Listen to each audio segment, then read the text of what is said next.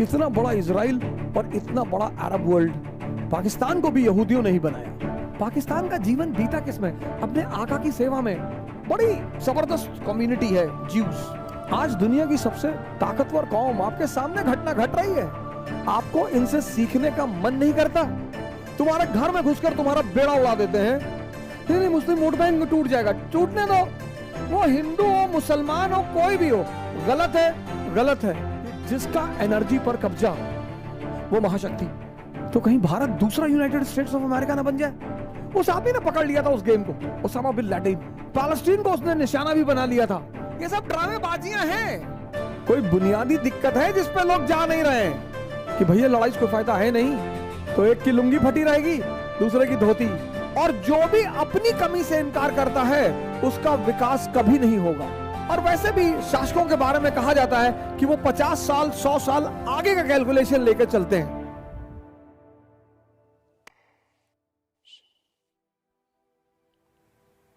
अब सवाल ये उठा कि इजराइल पैदा क्यों हुआ। कहानी बड़ी पुरानी है। 71 AD के आसपास जब रोमनों ने भगाना शुरू किया ज्यूस को, बड़ी जबरदस्त कम्युनिटी है ज्यूस। हमारे बड़े सारे मित्र हैं, बड़ी नफरत करते हैं इनसे। मेरा यह मानना है हर वो आदमी जो उपलब्धि की ऊंचाइयों पर बैठा हुआ है, वो कैसा भी है व्यक्तिगत जीवन में, उससे सीखा जा सकता है। सीखने के लिए कोई पैमाना नहीं है सर, सीखने के लिए कोई पैमाना नहीं। मेरे बड़े सारे मित्र हैं, इनसे बड़ी नफरत करते हैं ज्यूस से। पूछते भी हमसे, तुम ज्यूस के साथ हो? मैंने कहा मैं हर उस आदमी के साथ हूं जो उपलब्धि के ऊंचाइयों पर है। आज दुनिया की सबसे ताकतवर कौम आपके सामने घटना घट रही है। इतना बड़ा इजराइल, इतना बड़ा ये बिंदी देख रहे हैं, इतना बड़ा इजराइल और इतना बड़ा अरब वर्ल्ड। सर आपको शायद ही ये बिंदु दिखाई पड़ रहा हो। इतना बड़ा इजराइल और इतना बड़ा अरब वर्ल्ड। दुस्साहस देखिए इनका। आपको ये आकर्षित नहीं करता? आपको इनसे सीखने का मन नहीं करता? गाली देना किसी समस्या का समाधान नहीं है। और जब भी तुम किसी को गाली देते हो तो एक बात तो स्पष्ट हो जाती है कि तुम उससे मुकाबला करने में सक्षम नहीं हो। Whenever you are abusing someone, then it is explicitly clear, that you are not in a situation to compete with that person. पूरी दुनिया की अर्थव्यवस्था यहूदियों के हाथ में है सर। इतना ऑयल रिजर्वायर होते हुए तुम उनके गुलाम हो। 48 में मारा, 56 में मारा, यम किप्पुर के वॉर में मारा, 6 डेज वॉर में मारा। तुम्हारे घर में घुसकर तुम्हारा बेड़ा उड़ा देते हैं, स्विस कैनाल पे कब्जा कर लेते हैं, इजिप्ट की एयरफोर्स पूरी उड़ा देते हैं। तुम्हें यह चीज आश्चर्य नहीं करती? बस गाली ही देते हो।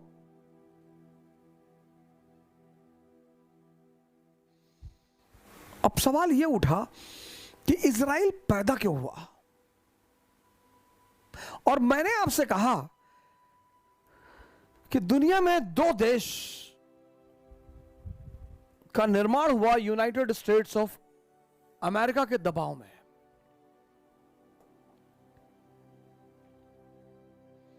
पाकिस्तान को, इजराइल को तो यहूदियों ने बनाया ही, पाकिस्तान को भी यहूदियों ने ही बनाया।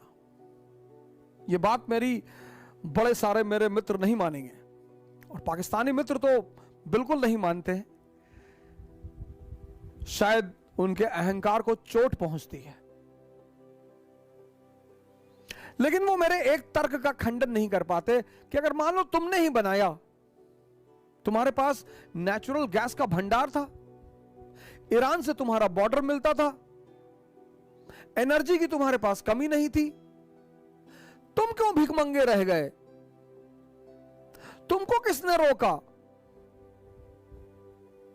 लेकिन आज मैं इस मंच से पाकिस्तान की आवाम से अपील करता हूं कि आप भी इस मुद्दे पर विचार करें कि हमारे लड़ने से फायदा किसका और नुकसान किसका। कब तक तुम F-18 खरीदोगे और भीख मांगोगे, और कब तक हम राफेल खरीदेंगे और भीख मांगेंगे? कब तक?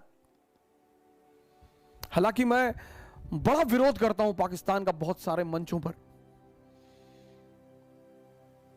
उसके पीछे मेरे कारण होते हैं। कुछ लोगों को मुझे जब टीस पहुंचानी होती है तो मैं कुछ चीजें जानबूझकर बोलता हूं। पाकिस्तान, हिंदुस्तान, बांग्लादेश, ये सब एक ही भूमि के हिस्से हैं, और कभी ना कभी ईश्वर ने चाहा, शायद हमारे ही द्वारा इन सब का एक संघ बनेगा।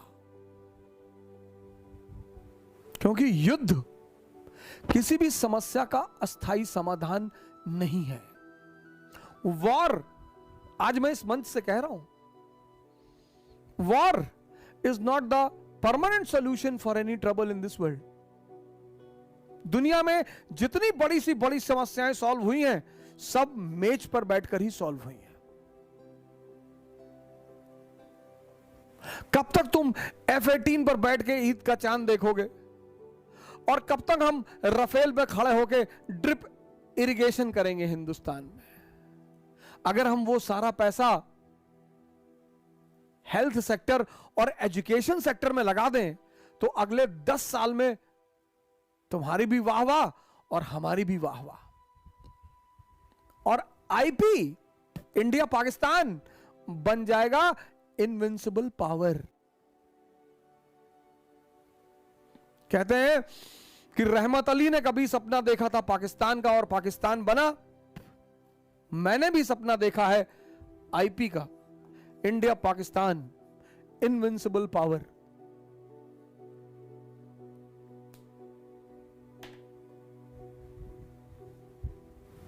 नाराज होने की जरूरत नहीं है,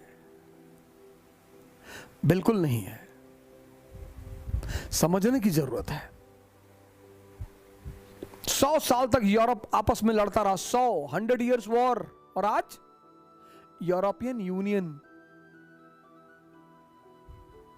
सब मिलकर चल रहे हैं। ईस्ट जर्मनी और वेस्ट जर्मनी अलग रहे, आज जर्मनी एक महाशक्ति है। सिर्फ विरोध करने, अब फिर सवाल यह उठा कि आखिर इन दोनों शक्तियों को बनाया किसने? मैंने कहा यूनाइटेड स्टेट्स ऑफ अमेरिका और ज्यूज। पाकिस्तान को तो यहूदियों ने बनवाया।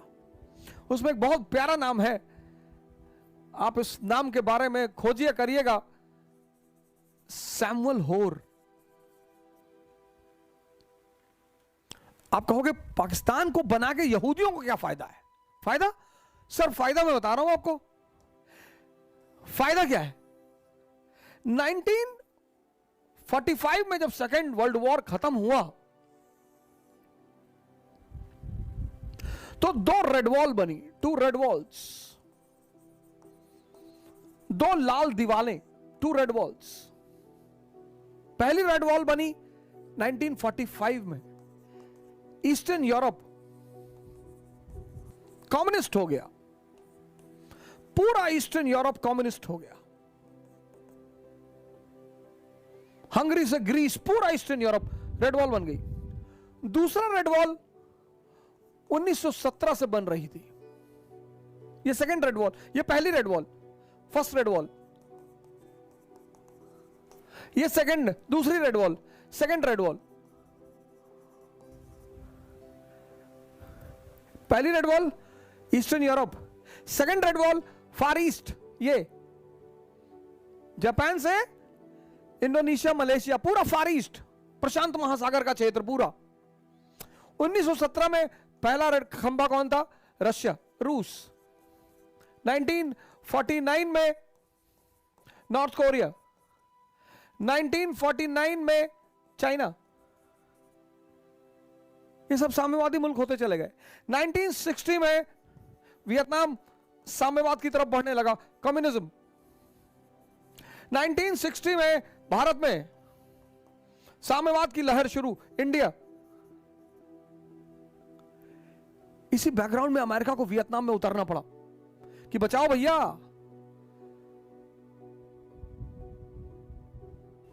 कि वियतनाम को बचाओ। वियतनाम अगर कम्युनिस्ट बना तो जो काट के पत्तों घर बनाते, एक पत्ता गिरा सारा गिर जाएंगे। बोले वही होगा, पूरा साउथ और साउथ ईस्ट एशिया कम्युनिस्ट हो जाएगा। तो एक तरफ तो लाल दीवार बन चुकी है, पूर्वी ईस्टर्न यूरोप की तरफ, और फार ईस्ट में अगर लाल दीवार बन गई तो इन दोनों दीवारों के बीच में ऑयल रिजर्वॉयर। और पॉलिटिकल साइंस कहता है कि जिसका एनर्जी पर कब्जा वो महाशक्ति। राजनीति विज्ञान कहता है कि जिसका एनर्जी पर कब्जा वो महाशक्ति। ये दो रेड वॉल, और इन दो रेड वॉलों के बीच ऑयल रिजर्वॉयर। तो पश्चिम ने दो खिड़की बनाई। पहली खिड़की पाकिस्तान 1947 में। इसकी कहानी कहां से शुरू हुई? 1875 से। यह किससे कनेक्टेड था? सेंट्रल एशिया से, ईरान से। और दूसरी खिड़की इजराइल 1948 में। इसकी कहानी कब शुरू हुई? 1897 से। यह किससे कनेक्टेड था? वेस्ट एशिया से। एक तरफ ये खिड़की खुलती थी ईरान में, और दूसरी तरफ ये खिड़की खुलती थी डियागो ग्रासिया, वो पाकिस्तान का जो बंदरगाह है, क्या नाम है उसका?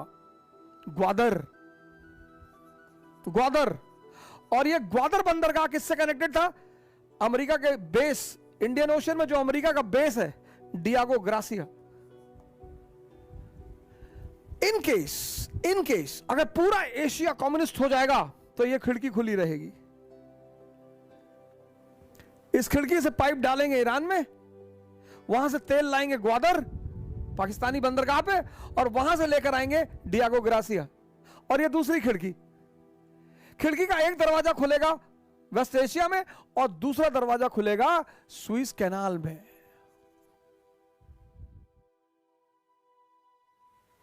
अब मुसलमानों के लिए मुल्क बनाया पाकिस्तान, तो अगर मुसलमानों के लिए मुल्क हो सकता है तो यहूदियों के लिए मुल्क क्यों नहीं हो सकता?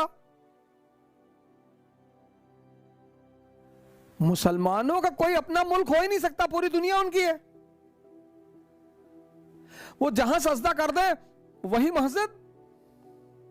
ऐसा मेरे विद्वान मुस्लिम भाई कहते हैं। जो भी पाकिस्तान का समर्थन करता है, पाकिस्तान को बनवाया किसने? इजराइल को बनवाया किसने? हिंदुस्तान के वो मुसलमान जो पाकिस्तान का समर्थन करते थे, जिन्होंने पाकिस्तान बनाया। आपने कहा मुसलमानों का मुल्क बनाएंगे, अच्छा ठीक है बना लो, बन गया। अब यहूदियों ने कहा हम अपना बनाएंगे, बोले यहूदियों को मुल्क नहीं। ये कैसे संभव है सरकार? अगर पाकिस्तान मुसलमानों का मुल्क हो सकता है तो यहूदियों का भी हो सकता है। 1947 में पाकिस्तान मुसलमानों का मुल्क बन गया। इनको क्या पता था कि वो अपनी तैयारी कर रहे हैं पीछे पीछे। तुम दो विरोधाभासी बातें एक साथ नहीं कर सकते, कर ही नहीं सकते। तुम डबल स्टैंडर्ड की बातें नहीं कर सकते कि पाकिस्तान के लिए मुल्क बनेगा, मुसलमानों के लिए चलो बन गया, अब यहूदियों के लिए नहीं। यहूदियों कैसे बनेगा? If there can be a nation for Muslims, there can also be a nation for Jews.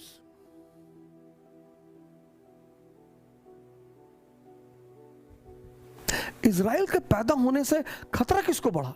Egypt को, लेबनान को, जॉर्डन को और सीरिया को। पैदा कैसे हुए, ये पूरी कहानी, ये डायग्राम बहुत इंपॉर्टेंट है सर, बहुत इंपॉर्टेंट सर डायग्राम ये।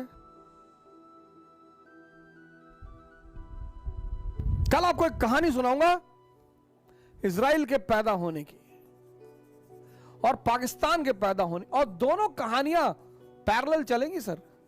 1875, 1906, 1906, 1909, 1924, 1930, 1940,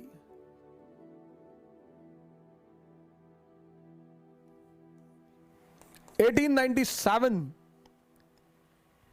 1916, 17, 1936, 37, 1947, 48। साथ में चल रही सर कहानी, साथ में। कल दोनों कहानी का संबंध बताऊंगा आपको, दोनों कहानी के बीच एक गहरा रिलेशन, एक गहरी साजिश। लेकिन कोई बात नहीं सर, किसी ने मिटाया तो कोई बनाएगा भी तो, और कभी कभी लोग बनाते हैं, कोई मिटा देता है। ये तो खेल है सर। अकबर ने बनाया, औरंगजेब को समझ में नहीं आया, सारे खंबे हिला दिए।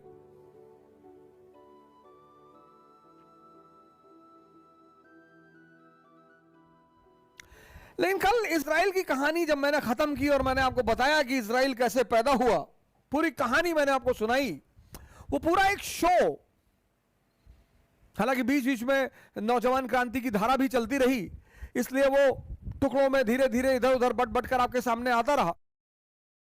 लेकिन हमारी टीम उस पर काम कर रही है कि वो पूरा एक शो आपके सामने दिया जाए। तो पाकिस्तान, इजराइल पैदा हुआ, कहानी शुरू हुई 1897 से, और फिर 1897 के बाद 1916 और 17 में बहुत बड़ी घटना रही जब दुनिया के मां बापों ने एक्सेप्टेंस दे दी। फिर 1920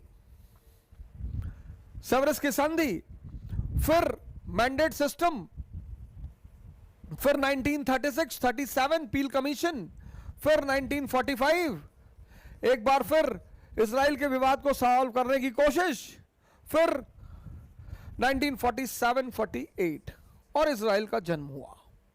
यह पूरी कहानी मैंने आपको कल सुनाई। Zion organization, Balfour declaration, treaty of Sevres, Peel commission,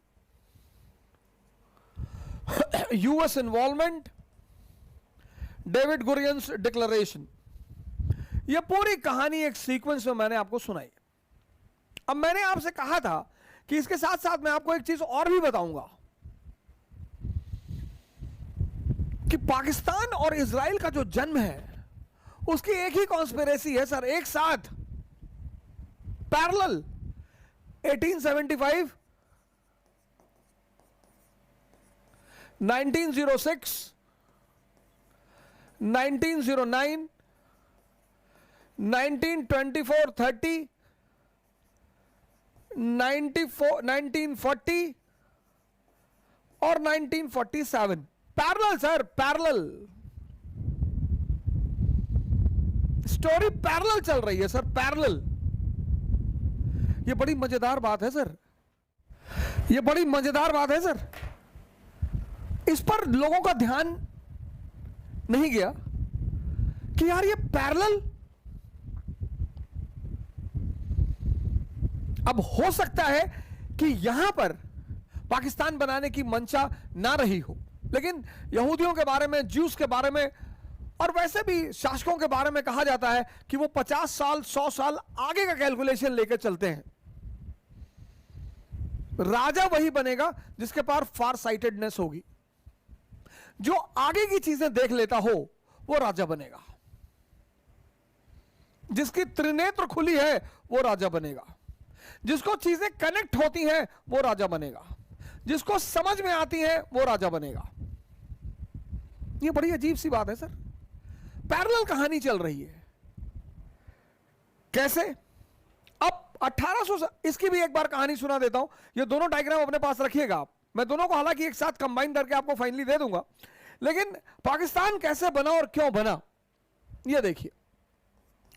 1857 का विद्रोह हुआ और 1857 के विद्रोह में अंग्रेजों के लिए जो सबसे बड़ा झटका था वो था Hindu Muslim unity.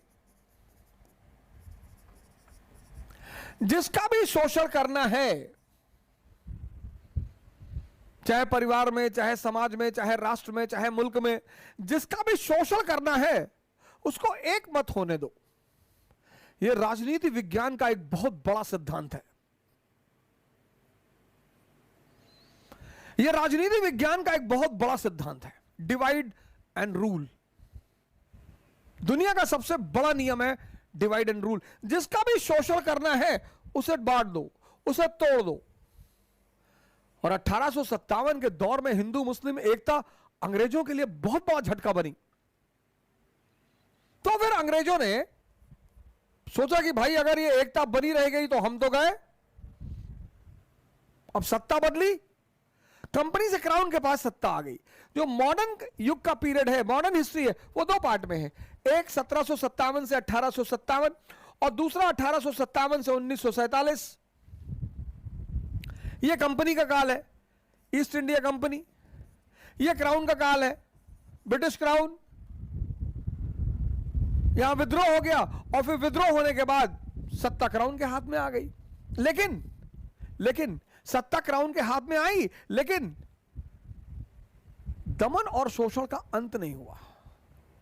Suppression and exploitation did not come to an end. तो अब जब दमन और शोषण का अंत नहीं हुआ तो ब्रिटिश हुकूमत को यह बात एकदम स्पष्ट थी कि अगर हमने इन दोनों की एकता बरकरार रखी तो हम लंबे समय तक शासन नहीं कर पाएंगे। तो इन्होंने एक फॉर्मूला लगाया, बड़ा प्यारा फॉर्मूला है, ध्यान दीजिएगा। Fear and appeasement.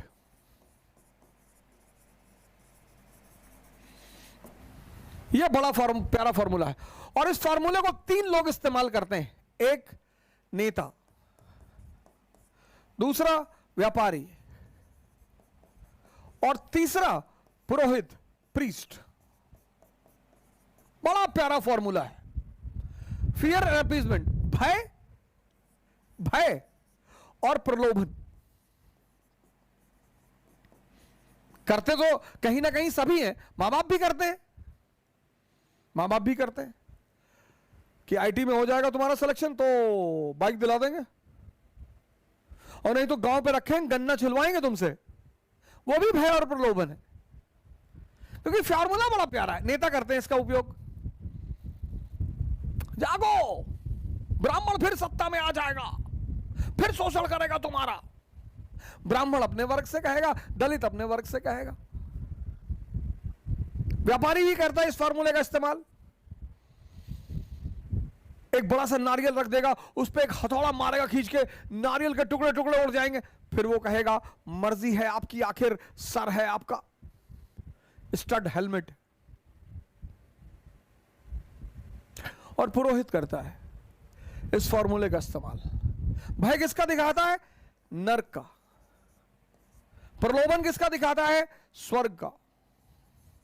सारे धर्म, सारे। तो अंग्रेजों ने इस फॉर्मूले का इस्तेमाल किया। अब इस फॉर्मूले का इस्तेमाल उस कौम के प्रति ज्यादा हो सकता है जो पहले से कमजोर हो। और 1870 में एक किताब आई हिंदुस्तान में, द इंडियन मुसलमान। बड़ी इंपॉर्टेंट किताब, द इंडियन मुसलमान।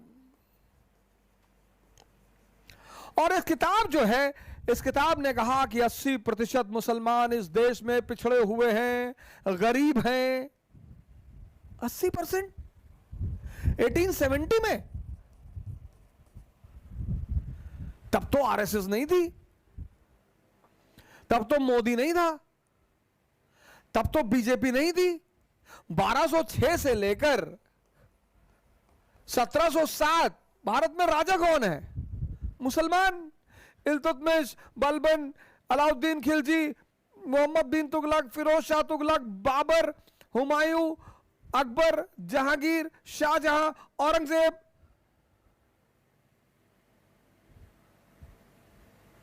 तो ये कैसे हो गया? मैंने बड़े सारे मुस्लिम इंटेलेक्चुअलों से सवाल किया, मौलानाओं से कहा, मैंने कहा चाचा ये कैसे हो गया? नहीं नहीं, वो जो है वो कुछ दूसरा मसला है, वो आप नहीं जान पाए। नहीं नहीं, कैसे हो गया? तब तो ये लोग थे नहीं, ये कैसे हो गया? इसका मतलब कोई बुनियादी दिक्कत है जिस पे लोग जा नहीं रहे हैं। यह मकसद है मेरा आपको इस कहानी सुनाने का। यहां पे तो सर मुसलमान शासक हैं, फिर 80% गरीब, पिछड़े, क्यों? कोई तो बुनियादी वजह होगी सर। दूसरों को दोष देना, कोई भी, चाहे हिंदू समाज मुसलमानों को दोष दे और चाहे मुसलमान समाज हिंदुओं को दोष दे, जब भी तुम दूसरों को दोष देते हो तुम अपनी कमी से इनकार करते हो, और जो भी अपनी कमी से इनकार करता है उसका विकास कभी नहीं होगा। ये जो बताते हैं कि हिंदुस्तान की सरकार ने मुसलमानों के लिए कुछ नहीं किया, अच्छा, अपने शहर में पता करो, माइनॉरिटी डेवलपमेंट ऑफिसर, उसके पास नीतियां पता करो, कितना पैसा सरकार देती। आज से नहीं सर, पिछले न जाने कितने सालों से। तो ये फॉर्मूला, अब ये किताब आई, जब ये किताब आई तो बड़े आलिम आदमी थे सर सैयद अहमद साहब, जज थे, ईरानियन थे, ईरानियन, बाय डिसेंट ईरानियन थे,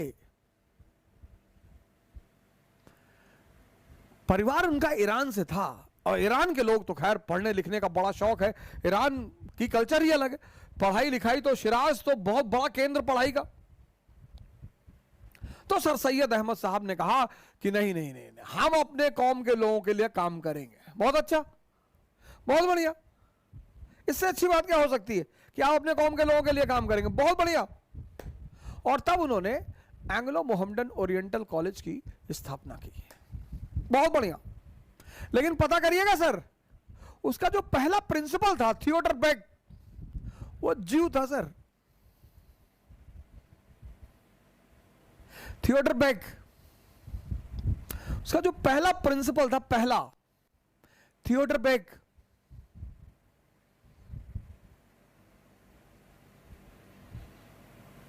अब जो घनिष्ठ दोस्त, दो घनिष्ठ दोस्त, घनिष्ठ, आपका कोई बड़ा प्रिय दोस्त और आपके दुश्मन के साथ बैठ जाए और बैठे ना, मुस्कुराए और एक ही केक में से आधा आधा खाए, तो दर्द तो होगा सर। तो जब अब सैयद साहब को जमीन किसने दी? सरकार ने दी। सारी सुविधा किसने दी? सरकार ने दी। सैयद साहब सरकार की तरफ चले गए, हिंदुओं को दुख हुआ सर, तो रिएक्शन हुआ उसका, और रिएक्शन यह हुआ कि उर्दू को मुसलमानों की भाषा घोषित कर दिया। एंटी काउ स्लॉटर मूवमेंट शुरू कर दिया कि गाय नहीं कटने देंगे।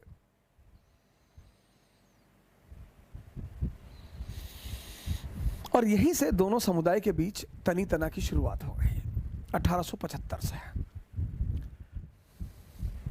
अब सैयद साहब ने सारी मदद ली सरकार की। 1885 में जब कांग्रेस बनी तो अंग्रेजों ने सैयद साहब को बुलाया, बोले सैयद साहब अस्सलाम वालेकुम। बोले वालेकुम अस्सलाम, जनाब फरमाए। बोले फरमाना क्या है यार, ये कांग्रेस बनाई है इन लोगों ने और कुछ आप करिए, हमने आपके लिए इतना कुछ किया है। बोले सरकार आदेश करें, क्या करना है? बोले कांग्रेस का विरोध करिए। 1885 कांग्रेस बनी, आईएनसी, और 1887 United Patriotic Association, United Patriotic Association, Sir Syed Ahmed Khan and Raja Shiv Prasad, इनका नाम लेना बहुत जरूरी है। लेकिन ये राजा महाराजा, ये तो वैसे भी अंग्रेजों के पिट्ठू हैं। शिव प्रसाद तो ऐसे ही जोड़ दिया।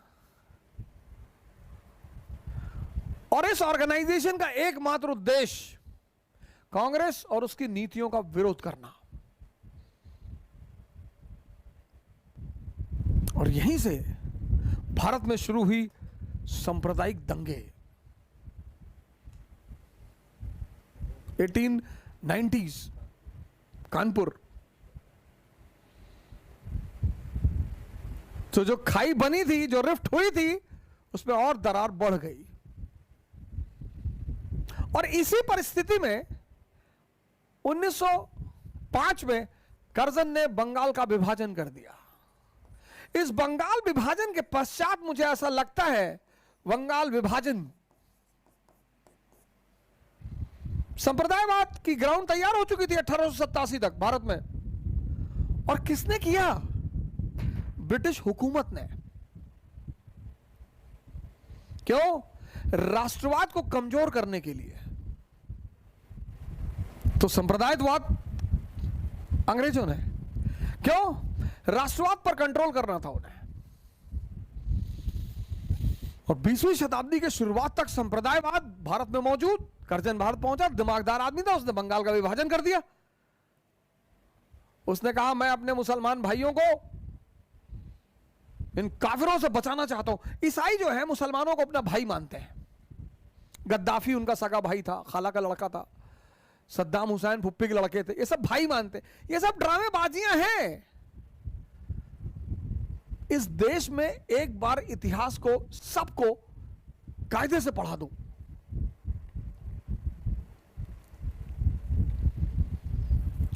कायदे से।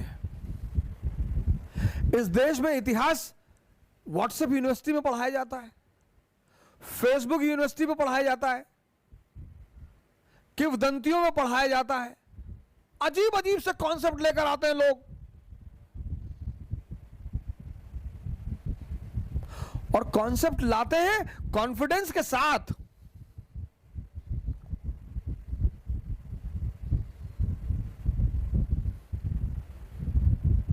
बंगाल विभाजन हो गया।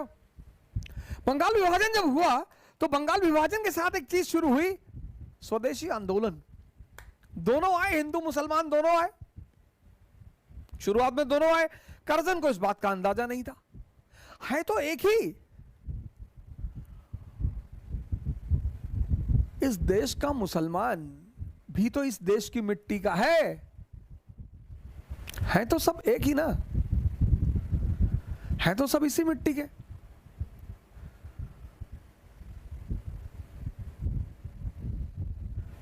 लेकिन कर्जन को यह बात लगी, यार ये तो गड़बड़ हो जाएगा, ये तो साथ में आंदोलन कर रहे हैं। तो फिर कर्जन ने क्या किया? ढाका के नवाब को पकड़ा, सलीमुल्लाह को। सलीमुल्लाह से कहा रहना चाहते हो कि जाना चाहते हो? बोले सरकार रहना चाहते हैं। बोला रहना चाहते हो तो रोको मुसलमानों को स्वदेशी आंदोलन में जाने से।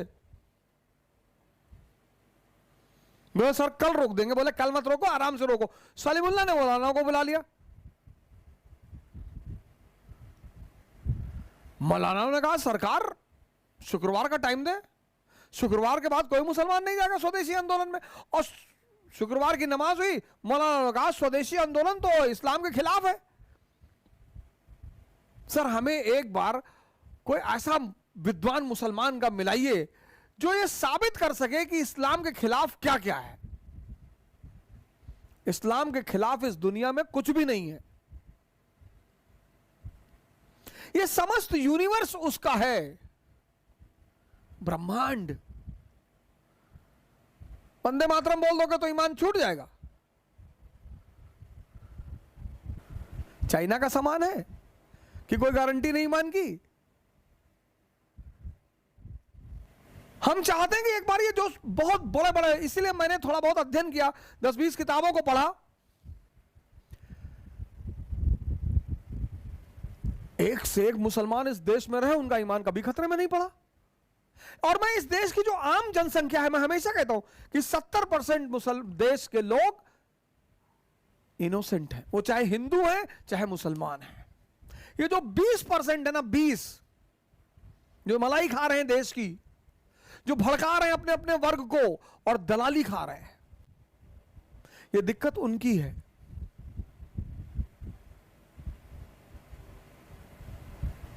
और जाके मौलाना ने कह दिया कि स्वदेशी आंदोलन इस्लाम के खिलाफ है। बोले कैसे? बोले गंगा में तुम डिप लगा रहे हो। गंगा उसने नहीं बनाई, तुम रक्षाबंधन बांध रहे हो तो तुम रंग लगा रहे हो दूसरे के चेहरे पे, खत्म। और मुसलमानों ने स्वदेशी आंदोलन छोड़ना शुरू कर दिया। वहीं पे हिंदू मुसलमान दंगा हो गया। जैसे दंगा हुआ वैसे आगा खान, ये इन लोगों को मालिक कभी माफ नहीं करेगा।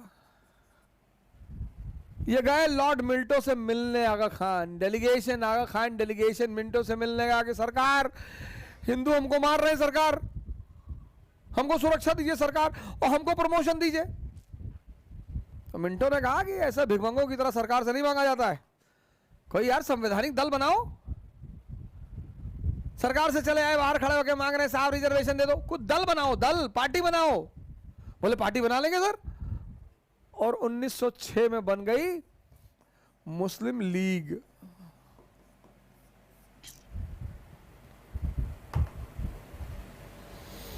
ये मुसलमान सामंतों ने बनाई। और जैसे ही मुस्लिम लीग बनी, राष्ट्रवादी मुसलमानों ने तुरंत इसका विरोध किया। एक नया आंदोलन चला भारत में, अहरार आंदोलन 1907, पढ़िएगा।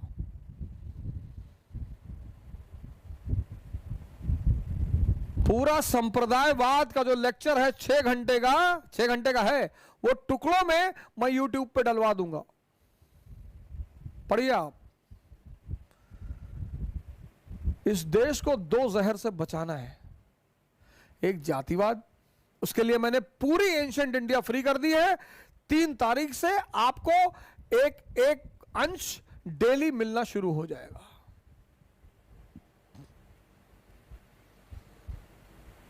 ये 2 सबसे बड़े जहर हैं, बाकी तो हम सब निपट लेंगे। ये 2 जहर, एक संप्रदायवाद, एक जातिवाद, अनावश्यक, बिना मतलब।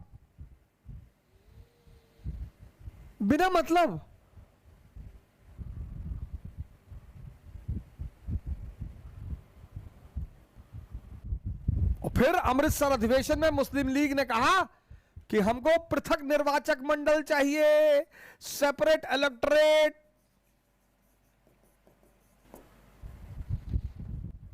सरकार ने यह सुझाया था, बोले ले लो।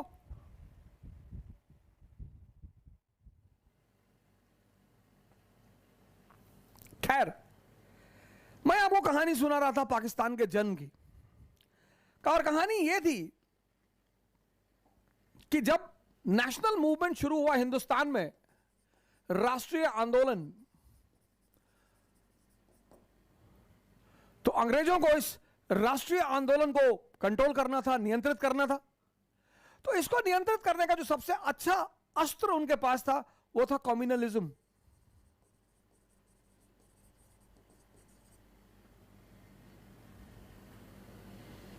इसलिए 1857 के बाद आप हिंदुस्तान में 2 धारा देखोगे, एक राष्ट्रवाद की धारा, नेशनल मूवमेंट की धारा, और दूसरी कम्युनलिज्म की धारा।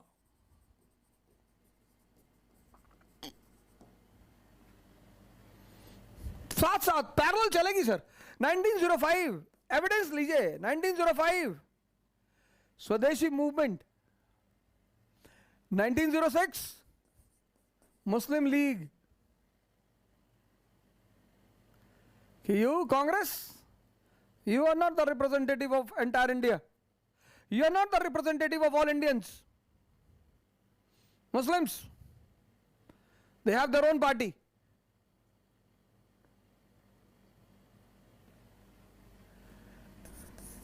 (1920)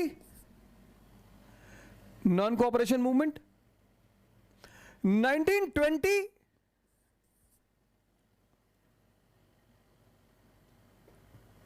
20s,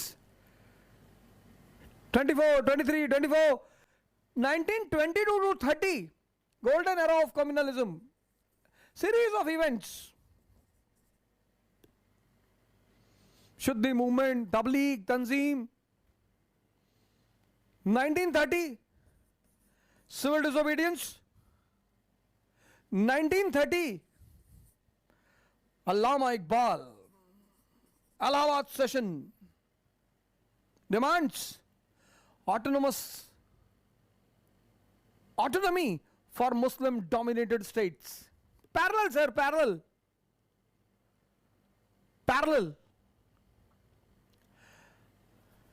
It was a very good weapon in the hand of English.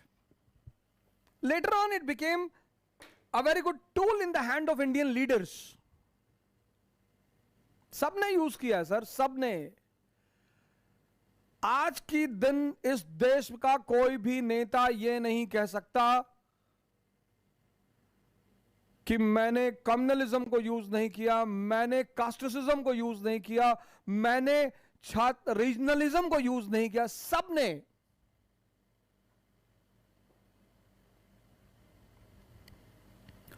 और जिसने नहीं किया वो पर्दे पर कहीं है ही नहीं. सबने.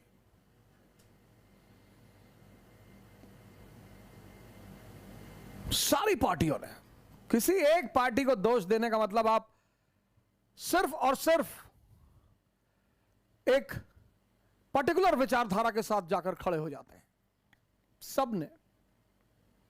खैर, बात हमारी चल रही थी इजराइल और पाकिस्तान की.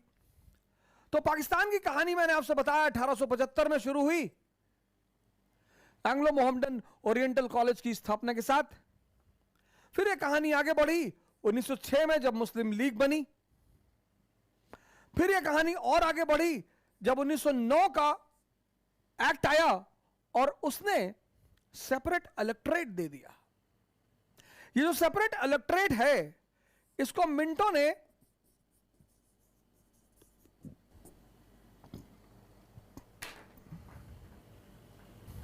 ड्रैगन्स टीथ कहा. Dragons teeth. क्या कैलकुलेट करके चाल देखी उन्होंने. पृथक निर्वाचक मंडल. इस पृथक निर्वाचक मंडल का जो सरकार का उद्देश्य था, सेपरेट इलेक्टोरेट 1909, सेपरेट इलेक्टोरेट. सरकार ने कहा कि इस देश का मुसलमान बहुत पिछड़ा हुआ है. अच्छा, इस देश का मुसलमान बहुत पिछड़ा हुआ है, बैकवर्ड है.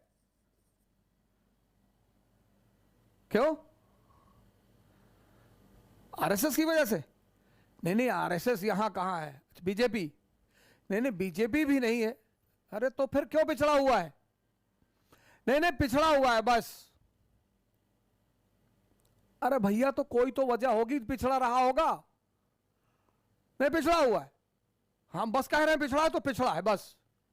अच्छा ठीक, चलो पिछड़ा है. फिर तो हम उसको पृथक निर्वाचक मंडल दे रहे हैं. किस लिए? सेपरेट इलेक्टोरेट दे रहे हैं. किस लिए? उसको समाज के मुख्य धारा में लाने के लिए. अच्छा, तुम उसको समाज के मुख्य धारा में लाना चाहते हो जी? ओहो, तो इसको रिजर्वेशन दे दो. बात तो वही है ना कि भैया को खांसी आ रही है, रम पिलाना पड़ेगा. तो रम 10 दिन पिला दोगे, नशेड़ी हो जाएगा.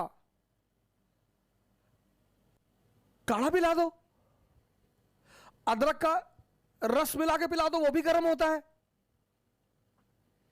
पाए का जूस दे दो, वो भी गर्म है. नहीं, वो रम ही चलेगा इसके लिए.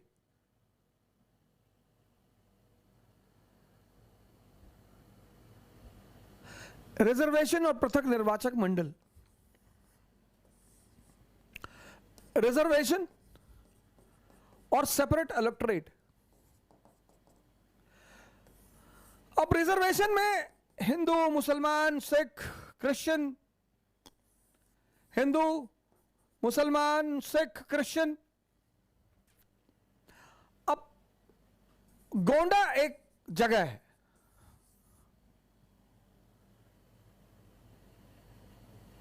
अब गोंडा अगर मुसलमानों की रिजर्व सीट घोषित होती है, मुसलमानों की, तो प्रतिनिधि जो होंगे, कैंडिडेट, वो सिर्फ मुसलमान होंगे, only Muslims.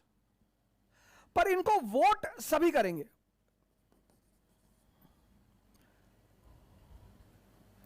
Candidate only Muslims, पर इनको वोट सभी देंगे रिजर्वेशन में।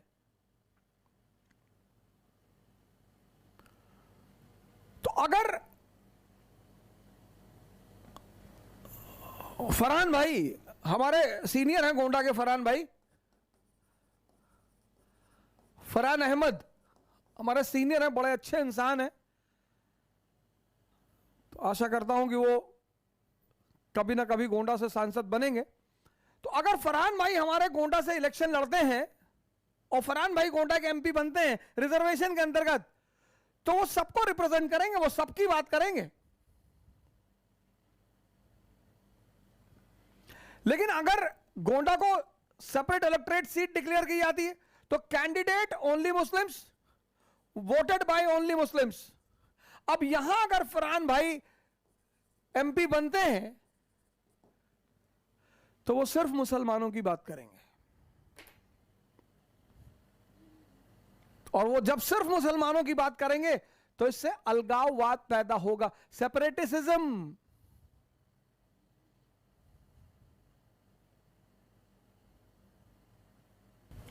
यही वो चाहते थे,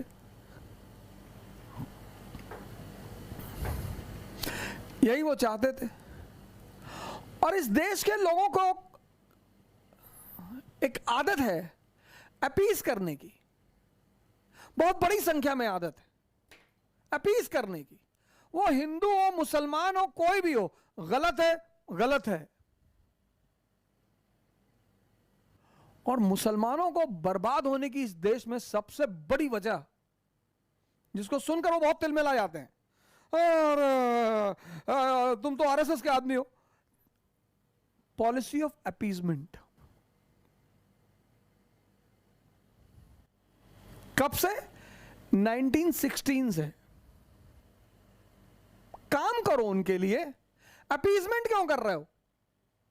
नहीं नहीं, मुस्लिम वोट बैंक टूट जाएगा, टूटने दो। एक डॉक्टर अंबेडकर ने दलितों की किस्मत बदल दी, एक। क्यों? क्या मांगा उसने गवर्नमेंट से? शिक्षा। उन्होंने कहा मेरे लोगों को शिक्षा दे दो बस, हम एमपी बने ना बने, हम मिनिस्टर बने ना बने, हमारे लोगों को। आप पूरा समझौता पढ़िए, पूरा आप गांधी और अंबेडकर का पूरा समझौता पढ़िए, उसमें मांगे देखिए अंबेडकर साहब की गांधी जी से, शिक्षा। A part of budget will be allocated for the education of Dalits. ये अब 1909 में जब ये सेपरेट इलेक्टोरेट मिला तो 1924 तक पहुंचते पहुंचते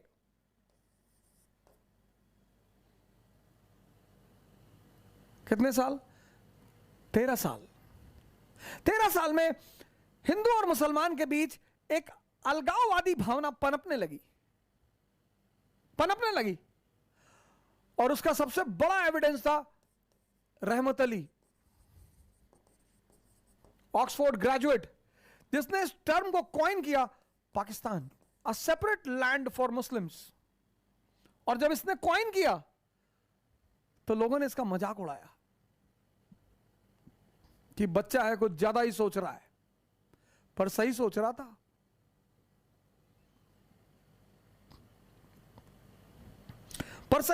सर, एकदम सही सोच रहा था। जब इसने इस टर्म को कॉइन किया तो लोगों ने इसका मजाक उड़ाया, हंसी उड़ाई कि बच्चा है यार, अभी छोटा सा ग्रेजुएशन कर रहा है, ऐसा ही बोल दिया होगा, पर सही सोच रहा था।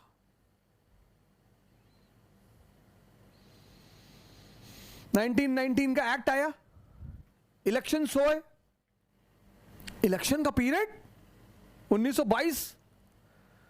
उसी वक्त आप देखोगे शुद्धि आंदोलन, जमात, सब एक्टिव हो गए, डिप्रेस्ड क्लास एसोसिएशन। और 1930 में जब इलाहाबाद सेशन हुआ मुस्लिम लीग का, तो यहीं पर अल्लामा इकबाल साहब ने कहा, autonomy for Muslim dominated provinces. हम हिंदुओं के साथ नहीं रह सकते। 500 साल रहे नहीं, 500 साल रहे नहीं, 1206 से 1707 रहे ना। राणा प्रताप की आर्टिलरी कौन संभाल रहा है? हाकिम खान सूर। तीसरे पानीपत के युद्ध में मराठों की आर्टिलरी कौन संभाल रहा है? इब्राहिम गर्दी।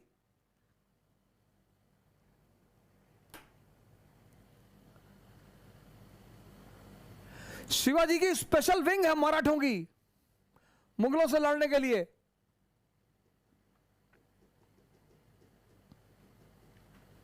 तब तो रहे।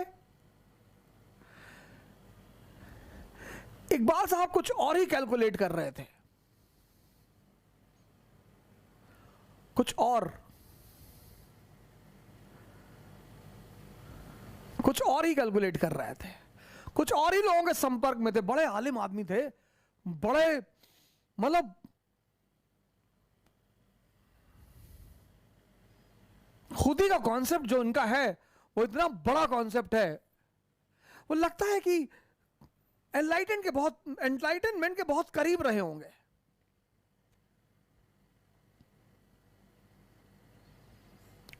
कम से कम करीब ना भी रहे हो तो विद्वान तो थे, इसमें कोई दो राय नहीं है। खैर 1930 बात आई गई हो गई, सिविल डिसोबीडियंस मूवमेंट की शुरुआत हुई, राउंड टेबल कॉन्फ्रेंसेस हुई। 1939 में जब सेकेंड वर्ल्ड वॉर शुरू हुआ और जर्मनी ने पोलैंड पर हमला किया और ब्रिटेन ने जर्मनी के खिलाफ हमला किया और ब्रिटेन ने कहा कि भारत हमारे साथ है और पोलैंड को आजाद कराने के लिए प्रतिज्ञाबद्ध है। Britain is on our side and is committed to fight for the independence of Poland. बिना भारत के नेताओं से पूछ तो लो भैया, गांधी जी ने कहा मजाक कर रहे हो? बोले बिल्कुल मजाक नहीं कर रहे। बोले मजाक कर रहे हो? एक गुलाम देश दूसरे गुलाम की आजादी के लिए कैसे लड़ सकता है? और अगर तुम आजादी को इतना प्रेफरेंस देते हो तो हमें भी आजाद कर दो। तो इनको लगा कि अब राष्ट्रवाद की धारा फिर से मजबूत होगी, इसको काउंटर करो। तो 1940 में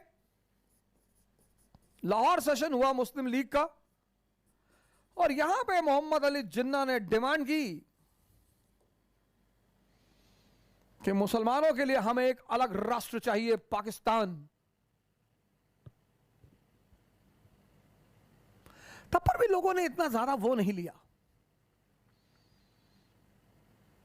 पर तब तक इजराइल की पृष्ठभूमि भी तैयार हो चुकी थी। अब सवाल यह था कि अगर इजराइल बनेगा, 1940 गौर करना, इजराइल की कहानी बता चुका हूं। 1940 में यह भी क्लियर हो चुका था कि इजराइल बनेगा, क्योंकि अब यूनाइटेड स्टेट्स ऑफ अमेरिका को ईस्टर्न क्वेश्चन में आना ही था। 1941 Pearl Harbor, America second world war में एंटर कर चुका था। 1926 डाउस प्लान, अमेरिका पूरी पैसा बांटना शुरू कर चुका था, अमेरिका महाजन बन चुका था और उसे भी ईस्टर्न यूरोप में बैठना था। 1926 से अमेरिका बनने लगा महाजन, पैसा बांटने लगा। 1926 अगर आपसे कोई पूछे कि अमेरिका ने द्वितीय विश्व युद्ध में क्यों भागीदारी की, महाजन, उससे पहले वो प्रथम विश्व युद्ध में वो है, तटस्थ है। 1926 में डाउस प्लान, अमेरिका महाजन बनने लगा। डाउस प्लान के अंतर्गत किसको पैसा दिया? जर्मनी को। जितने भी देश परेशान थे प्रथम विश्व युद्ध के बाद, सबको पैसा बांटना शुरू किया। 1926 के बाद ब्रिटेन ऑफिशियली महाजन होना शुरू हो गया, पैसा बांटने लगा। Sorry, United states of America. 1945 में ट्रूमैन प्लान, ग्रीस को पैसा दिया, टर्की को पैसा दिया और 1947 में अमेरिका ऑफिशियली पूरी दुनिया में है। किसको पैसा चाहिए भैया? दे दो पैसा। जब अमेरिका ने महाजनी शुरू की तो रूस ने भी शुरू की, मोलोटोवा प्लान। 1945 के बाद अमेरिका के पास इकोनॉमी है, एम्पायर नहीं है, और इकोनॉमी बिना एम्पायर के सर्वाइव ही नहीं कर सकती। E is equal to E, economy is equal to empire. Economy बिना एम्पायर के सर्वाइव नहीं कर सकती। डायरेक्टली अमेरिका दुनिया पे कब्जा नहीं कर सकता। अभी अभी एशिया और साउथ अमेरिका और अफ्रीका के मुल्क आजाद हुए थे, और अमेरिका ही ने नारा दिया था, Atlantic charter, every country has a right of self determination. उधर रूस कम्युनिज्म, इंपीरियलिज्म के हम खिलाफ हैं, तुम किसी पे कब्जा कर ही नहीं सकते। सॉरी, लेकिन नियम तो नियम है ना सर। अगर तुम इकोनॉमी के पीठ पे पहुंचोगे तो साम्राज्य तुम्हें चाहिए। तो इन लोगों ने एक दूसरा रास्ता निकाला, बैकडोर रास्ता, मार्शल प्लान, पैसा बांटो। ये सब नए नए मुल्क आजाद हुए थे, पैसा इनके पास था नहीं, इनको भी विकास करना था, डेवलप करना था, तो इन्होंने कहा पैसा बांटो, मार्शल प्लान। अमेरिका ने कहा पैसा बांटो। रूस ने कहा यार ये तो पैसा बांट के पूरी दुनिया पे कब्जा कर लेगा। तो रूस ने अमेरिका के मार्शल प्लान को क्या कहा? Dollar imperialism. रूस ने कहा कि पूरी दुनिया पर अमेरिका डॉलर की ताकत से कब्जा करना चाहता है। और फिर रूस ने एक नया प्रोग्राम चलाया, मोल्टोवा प्लान, कि जो भी देश कम्युनिज्म के नियम को मानेंगे हम उन्हें आर्थिक सहायता देंगे। मोल्टोवा प्लान। अब नेहरू जी, भारत 1947 में भारत पैदा हुआ, पाकिस्तान ने तो तुरंत अमेरिका से पैसा ले लिया कि भैया हमको दे दो भैया, पाकिस्तान को दे दिया। पाकिस्तान तो लाडला बेटा 1947 में, हाँ बोले ले ले बेटा, ले ले, ले लिया।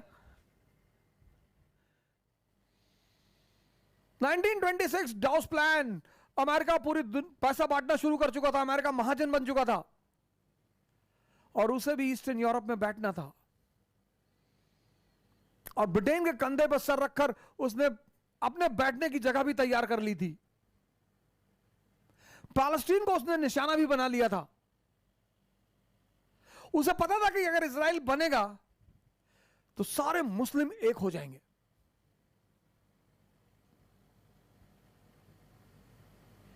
यह बात उन्हें पता थी कि सारे एक हो जाएंगे, सारे, हमारे पास कोई ग्राउंड ही नहीं बचेगा। हालांकि वो अपना और भी गेम खेल रहे थे, अरब वर्ल्ड को डिवाइड कर चुके थे, मुस्लिम वर्ल्ड को पूरा डिवाइड कर चुके थे। इनके पास तेल था, इन्हें वो तेल निकाल लेना था, इनका भी निकाल लेना था, जमीन का भी निकाल लेना था, इनको पैसा देना था, पैसा वापस लेना था। सर अगर आप मिडिल ईस्ट की हिस्ट्री पढ़ो ना, पिछले 70 साल की, आपको इतनी हंसी आएगी सर, आप हंसेंगे कि ये मिडिल ईस्ट, यहां पे कोई एक आदमी अच्छा सोचता था सर, उसको मार डाला इन लोगों ने, ढूंढ के मारा उसे। उस आदमी ने पकड़ लिया था उस गेम को, ओसामा बिन लादेन। उस आदमी ने वो गेम पकड़ लिया था कि इन्होंने हमें अपने संरक्षण में लिया, हमें डिवाइड किया, एक दूसरे से लड़ाया, और हमें हथियार बेचा, हमें कॉलोनाइज किया, हमें गुलाम बनाया। उसने वो जो हिडन इंपीरियलिज्म का कॉन्सेप्ट है वो पकड़ लिया। सद्दाम हुसैन पकड़ लिया था उसने, इन लोगों ने पकड़ लिया, समझ गए थे ये लोग, ये सब मारे गए सर, ये सब मारे गए। 1940 इजराइल की भी बैकग्राउंड तैयार है सर। तो इन्हें लगा बॉस इंडिया में तो खेल चल ही रहा है, अगर हम मुसलमानों का एक देश बनवा दें तो हमारे पास एक सॉलिड ग्राउंड हो जाएगा इजराइल को बनाने का। यह पहला रीजन था। दूसरा रीजन, यूएसएसआर पावरफुल बनकर उभर रहा था, इनको वेस्ट एशिया में तो अड्डा चाहिए था, सेंट्रल एशिया में भी अड्डा चाहिए था, इनको अड्डे तो चाहिए ही चाहिए थे। इन्हें लगा यार अगर पाकिस्तान बन जाए तो हमारा बहुत बड़ा अड्डा हो जाएगा कम्युनिज्म के खिलाफ सेंट्रल एशिया में।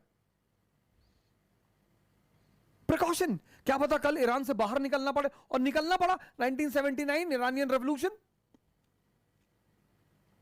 हालांकि ब्रिटेन वहां बैठा हुआ था 1940 में, 55 बगदाद पैक्ट में अमेरिका भी पहुंच गया। लेकिन जो मैच्योर लोग होते हैं ना सर, वो प्रिकॉशन लेके चलते हैं। जैसे चेस के गेम में हम एक प्यादे को आगे बढ़ाते हैं, दूसरे को बैक करते हैं। तो ये वेस्ट के जो कैपिटलिस्ट हैं और स्पेशली ज्यूज हैं, कई सारा मुद्दा पाकिस्तान फुलफिल कर रहा था। पहला मुद्दा कि अगर मुसलमानों का देश बन गया तो हमारे पास एक सॉलिड ग्राउंड हो जाएगा यहूदियों का देश बनाने के लिए, और वहां मुसलमान हमें काउंटर नहीं कर पाएगा, क्योंकि जैसे मुसलमानों का देश बनेगा ये सारी मुस्लिम कंट्रीज सैंक्टिफाई कर देंगी कि very good, well done, well done. और एक बार वेल डन बोल दोगे तो फिर विरोध कैसे करोगे? दूसरा मुद्दा यह था कि एक हमारा अड्डा हो जाएगा सेंट्रल एशिया में यूएसएसआर के खिलाफ, और हुआ ही। यूएसएसआर ने अफगानिस्तान पे कब्जा किया। किसने हटाया अफगानिस्तान से यूएसएसआर को? पाकिस्तान ने। तालिबान बनाई। पाकिस्तान का जीवन बीता किसमें? अपने आका की सेवा में।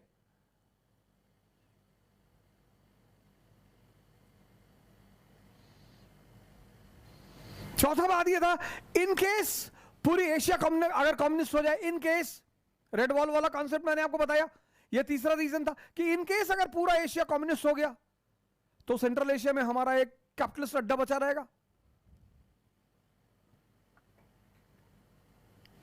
और सबसे बड़ी बात, पाकिस्तान बनाने के रीजन, पहला रीजन, इजराइल का रास्ता खुल जाएगा, क्योंकि अगर मुसलमानों का देश हो सकता है तो यहूदियों का भी हो सकता है। दूसरा रीजन, सेंट्रल एशिया में अड्डा, बेस इन सेंट्रल एशिया। चौथा रीजन, प्रिकॉशन अगेंस्ट कम्युनिज्म।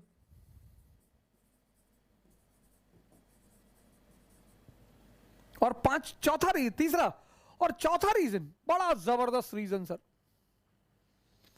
बड़ा जबरदस्त, आपने शायद गौर ही नहीं किया होगा, लेकिन बहुत जबरदस्त रीजन,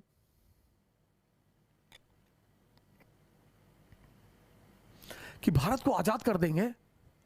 भारत के पास रिसोर्सेस है, कॉटन है, कोल है, आयरन है, ह्यूमन रिसोर्स है, काबिल नेता है। तो जो हाल यूएस का हुआ 1787 में, हमने यूएस को आजाद कर दिया और फिर यूएस सुपर पावर बन गया।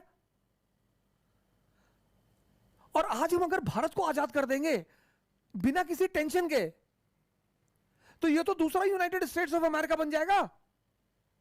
क्या कमी है इसके पास? और पाकिस्तान अगर भारत में रहेगा तो भारत की सीमा ईरान से मिलेगी, एनर्जी भी मिलती रहेगी, ऑयल भी मिलता रहेगा, नेचुरल गैस भी मिलता रहेगा।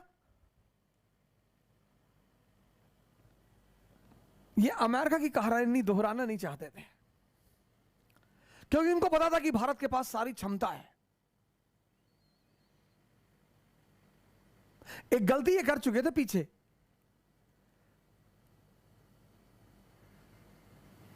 अमेरिका को आजाद कर दिया यूनाइटेड स्टेट्स ऑफ अमेरिका 1787, और 13 कॉलोनियां दुनिया की सुपर पावर बन गई।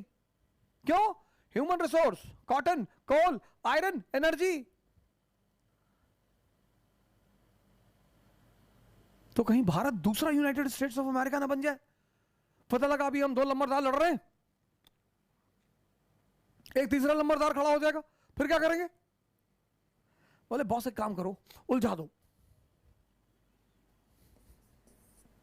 यूएस की स्टोरी रिपीट नहीं करना चाहते थे।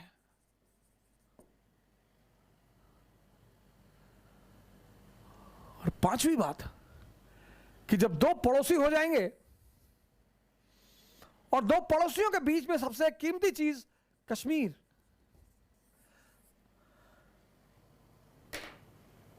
अल्लामा इकबाल साहब की कैलकुलेशन फेल कर गई। उनको पता था कि अगर पाकिस्तान नहीं बनेगा तो कश्मीर को इंडियन यूनियन के साथ जाना पड़ेगा, तो कश्मीर को इंडियन यूनियन के साथ जाना पड़ेगा। Kashmiris are one of the most intellectual people in this world. हमारी सेपरेट आइडेंटिटी बचेगी नहीं। लेकिन वेस्ट सोच रहा था कि कश्मीर के मुद्दों को अभी सॉल्व ही मत होने दो, मुद्दा फंसा दो और दोनों को हथियार बेचो। तो एक की लुंगी फटी रहेगी, दूसरे की धोती। एक F-18 खरीदेगा, दूसरा रफेल, और ड्रेन ऑफ वेल्थ चलती रहेगी। तो कहने के लिए तो ये आजाद रहेंगे, लेकिन हम इनका इकोनॉमिक शोषण करते रहेंगे। अगर पाकिस्तान को 47 में कोई नेहरू मिला होता ना, तो आज पाकिस्तान भारत पाकिस्तान से दोस्ती का हाथ जोड़ रहा होता। लेकिन पाकिस्तान का दुर्भाग्य, ना उसे नेहरू मिला, ना उसे शास्त्री मिला, मिले ही नहीं ये सब नेता उसे, ना उसे बिस्मार्क मिला, ना उसे लिंकन मिला। थे, ऐसा नहीं थे, थे। ऐसा थोड़ी कि पाकिस्तान में इंटेलेक्चुअल नहीं है, जानकार नहीं है, समझदार नहीं है, बिल्कुल है। लेकिन किसको समर्थन मिलेगा? गब्बर किसके साथ खड़ा होगा? जब जब पाकिस्तान ने कोशिश की कि भारत से समझौता, वहां भी बड़े सारे राजनेता थे जिन्हें इस बात का एहसास होता था कि यार हम भूखे नंगे लोग, यार हम क्यों हथियार खरीदे, समझौता कर लो यार, कुछ रास्ता निकाल लो बीच का। जब जब किसी नेता ने भारत के साथ समझौते की कोशिश की, तख्ता पलट हो गया। नवाज शरीफ तो मरने से बचे। ऐसा नहीं कि उधर लोगों को समझ में नहीं आता, उधर भी आता है। और हमने तो हमेशा कोशिश की, हमेशा, कि भैया लड़ाई से कोई फायदा है नहीं। यह मैं आपको कंपेयर कराना चाहता था। वर्ल्ड वॉर खत्म हुआ, 1945 का इलेक्शन हुआ, पाकिस्तान बनने की संभावनाएं खत्म हुई, खत्म नहीं हुई। कैबिनेट मिशन प्लान आया, संविधान सभा का इलेक्शन हुआ, कांग्रेस फिर मेजॉरिटी में आ गई,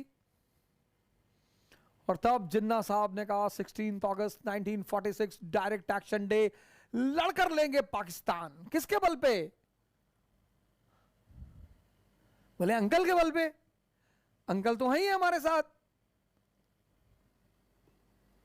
और फिर 1947 में पाकिस्तान बना लिया,